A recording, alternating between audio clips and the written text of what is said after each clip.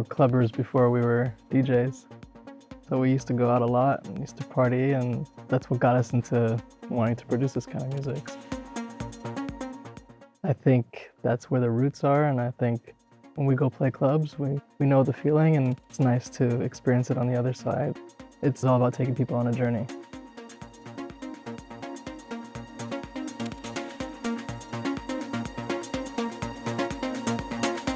When I first met Ossama, he was playing in this club that was like 200 people maybe. And I gave him a CD. He gave me a CD in a club.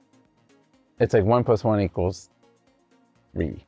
It's like there's a non-logical thing that happens when two people collaborate in a good way, where it creates something that's not just the sum of the parts, but it's like its own thing. And that very much happens with us, and it's really cool. Like, we both can make music individually, but when we're both putting our best foot forward into something, like, it becomes something that neither one of us could do on our own. And I think that's very, very special.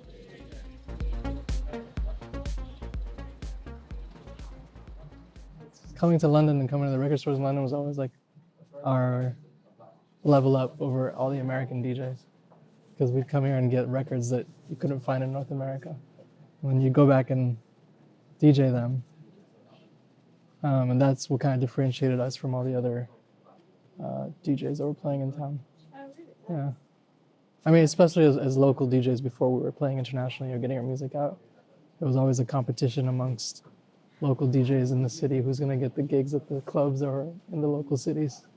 So if you were coming in and playing all this cool music and people didn't have it, then they come see you because you were unique with the music that you were playing and the kind of selections that you were able to bring across. Club music was made not to be sold. It was made to be pressed onto records that DJs were supposed to play so that people could go to clubs and listen to that music. We were specifically making records for DJs to play them because they weren't for sale. Like, you had to make stuff that DJs could play so that DJs could then curate this special experience for the clubbers, and then you just wanted to be like a little part of that. Tom also worked at a record store. I did. My first job ever was at a record store. Your first and only job. I worked for records. I never worked for money. Yeah. It was like part of the, you know, I like probably made the equivalent of 8 records a week, maybe 10. I had a crazy collection. We signed our first records because of CDs that we handed to DJs who used to come into town. Deep Dish, they were probably the biggest North American DJs, some of the biggest North American DJs when we were first starting out, because a lot of the big guys were European. They were the guys who we looked up to most. They're the guys who got us started. We went to see one of them, Sharam, at this gig in Montreal, and we like gave him a CD of this thing we've been working on, and he was really into what we were making at the time, and he looks at the CD and he's in the middle of his gig, and we thought he would just put it in his bag and be like, cool, thanks, and he looks at it and he throws it in the CD player, and I looked at Ossama, I was like, is he gonna play that record without having heard it? And Ossama was like, no, he's probably just listening to it in his headphones. Just like throws it in, mixes it in, plays the record, like just like point blank, and it like totally goes off, and I looked at him and I was like, that was what? And he goes, I'm signing this record. And we're like, you crazy? Did you just play this record? He's like, yeah, it's like a hot dog, man. Just throw it on. And it was like, that would never happen now. You could never show up to someone's gig and be like, here on a USB, like play this record, and have them just like do it.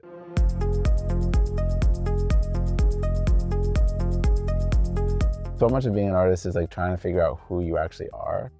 And I think that what's weird is that, like, to the listener or to the viewer of your art, it's actually quite obvious who you are.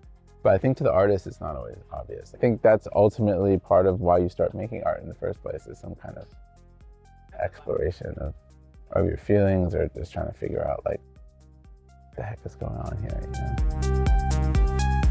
I think the trilogy was really about that journey of kind of coming back to where we were and figuring out who we were as artists. We had been in like this pop EDM kind of place. 2010, 2011, like there was this real swell that you could feel in the US.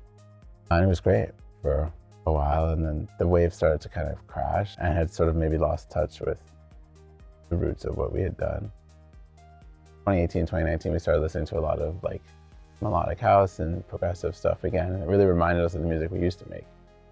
And so we just started tinkering around and making it again, and it was pretty fun. So at the end of 2019, we sent a couple of things to Dan, and we liked the stuff he was putting out on his label, which was pretty new at the time. But he wrote back and he was like, hey, this is really great. And we just developed this really nice creative relationship. Good. Yeah. How you feeling? Excited, nervous. It's the first time we're doing a show outside of North America, so it's a big deal. Yeah, it's a huge deal actually. Every piece of metal you see here has been personally chopped to fit by us. These things, I bought mine 20 years ago. Ned bought his 17 years ago. More than 20. Yours like 20. 25 years ago. Yeah. Yours 20 years ago? Yeah. You were in 2005. We stopped using them. We used to use them on every track. Every track before we ever used any soft synths on keyboards, on the computer. And then decided to bring them out for the live tour. So cool. 20 years later, ancient piece of equipment that we're using.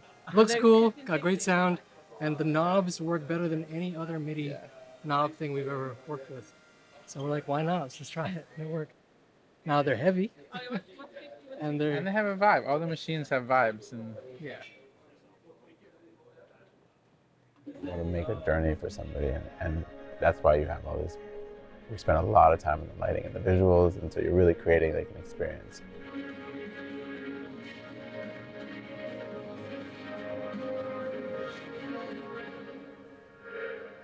fucking cool. Amazing. Cool.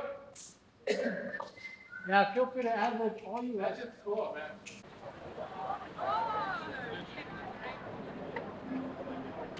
This is our last show, so this is a ritual that we started at our first show, and it's very nice to be here with all of you. So we're gonna do 3 breaths all together.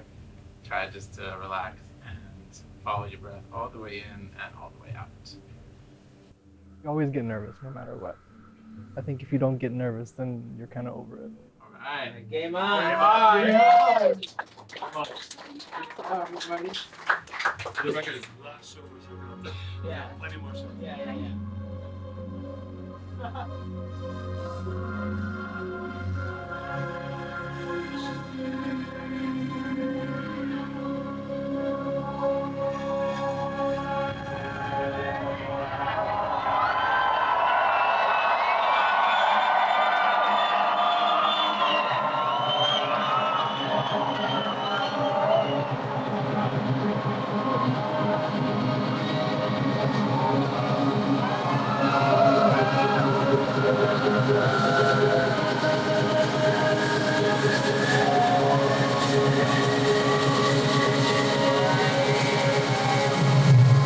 I don't know if you guys noticed, each one of us has a mic. We don't use them that much, so we can't really talk. But like, we'll hype each other up, and we'll say funny stuff. And Nick, who does our audio, is always like cracking jokes. So if you see us like mid-show, like just cracking a smile or laughing, it's because one of us is talking in the mics. I think the live show was really important because it gave us a bit of an outlet, like allowed us to expand and evolve our music in a way that's expanding kind of our creativity. That journey of kind of coming back to where we were and figuring out who we were as artists. And keep the balance of our catalogs is really important to us.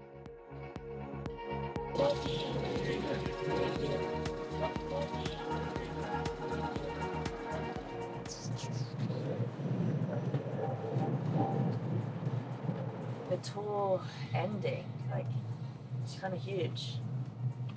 Yeah, I don't know, it's weird. It's like I don't have the like words necessarily to express it. I'm like, I also don't feel like it ended. Like it ended, but I don't think it's ended. Yeah. nothing ever really ends. Yeah, you and your... But it's true because I think what happens is like it's ended, but like now you feel like this whole door is open. There was about dancing back in the day, and I think now it's more of a mixed bag. But also back then, like nowadays, even like the hands in the air situation, like that wasn't a thing, right? It was all about groove. It was all about just moving and dancing. Even the music we made was all about how groovy it was. So tribal music was like the root of everything we made initially. Yeah, it's like the beginning. The beginnings of it. The precursor to Afro House. Yeah. So we're kind of trying to mix that up a little bit now. So you get too rigid when you're little doing stuff.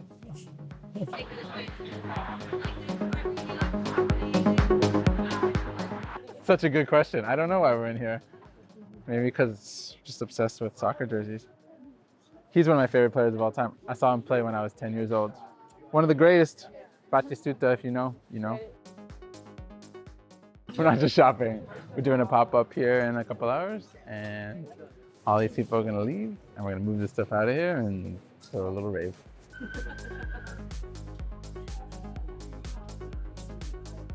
You don't understand. We have to pause studio time to watch Liverpool games in our studio. Not just Liverpool, like a lot of other games, but particularly Liverpool games. So we might be like deep in like a song. It's like, oh, Liverpool's on, we gotta pause, sit through 45 minutes, which is awesome, like we enjoy it.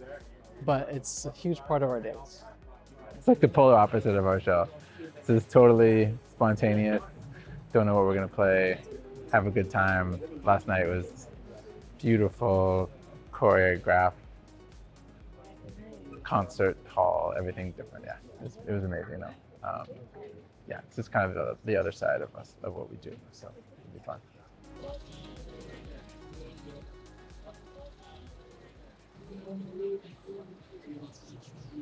Thank you guys for coming out to this crazy idea of ours to throw a pop-up in a football shirt store. But honestly, it feels so good to be in London. It feels so good to be with all of you. So thank you so much.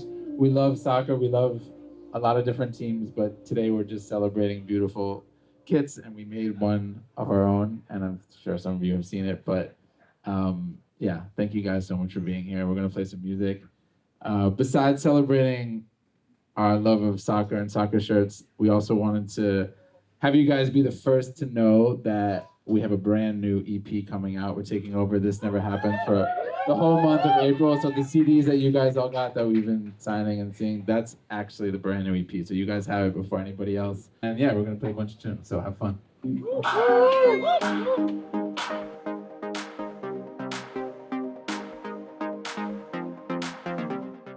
The right dance floor or the right club culture is like, should provide like a space. It's like a space where people can express themselves and like feel safe and feel like they can just kind of let it out. When house music started, it was a safe space for queer community and for people of color and for people who didn't feel weren't accepted in mainstream society. I think that's at the heart of dance music and disco and house and all these things that this all came out of. Like the nucleus of that was very much like, hey, this is a space where you can go and be yourself. Yeah, I think there's like a really important thing. There's like a purity to that.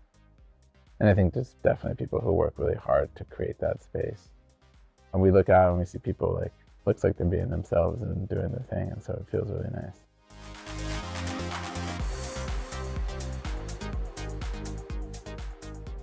I do music because it's an outlet for me.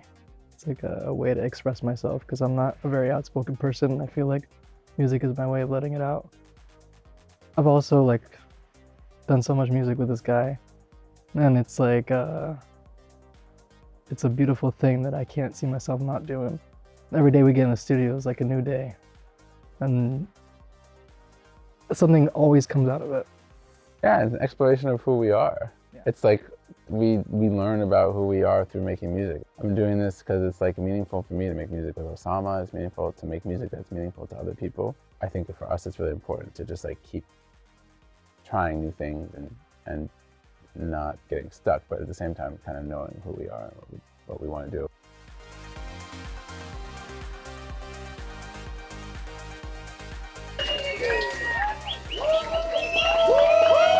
Thank you guys so much. We love you.